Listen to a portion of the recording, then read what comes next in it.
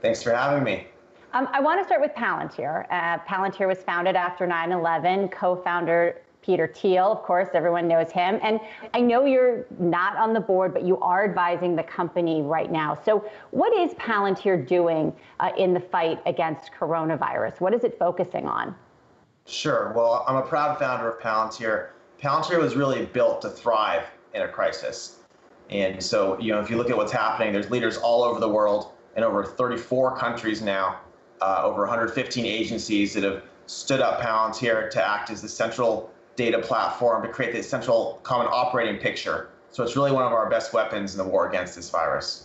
So you say it was really meant to thrive in a time like this. And I think if you go back just a year and you looked at stories about Palantir and the general public's perception of it, people say, oh, it's secretive and controversial. The conversation around Palantir has done a complete 180, I would say, under coronavirus. Do you think that Palantir has changed, or has something changed in the perception of the company? Well, Palantir has always been built to be able to be stood up very quickly to solve very important problems. A lot of the very important problems Palantir was solving were somewhat esoteric. If they were working with special forces, if they were working with different parts of the government that people aren't usually aware of. But when people are aware that there's an important problem and they see that Palantir is the only solution that can stand up and solve it all over the world, I think it all of a sudden creates an awareness of what Palantir is doing in a way people care about.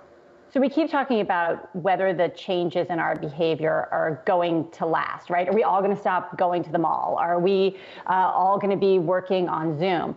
Do you think that the conversations that we're having around privacy are going to last on the other side of this pandemic as well? Because it seems right now people are like, oh, sure, track me or contact trace me, do whatever, because I want to keep my family safe. But does that hold over? Well, I'm certainly hoping not to travel as much after this. I think it's been nice to be at home a bit. What's interesting about companies like Palantir is they're actually a privacy engine, and that's also what people miss. Is Palantir itself doesn't give any data. It actually gives the government the ability to say, here's what we're tracking, here's who could see it, here's how to make sure who sees it, who doesn't see it.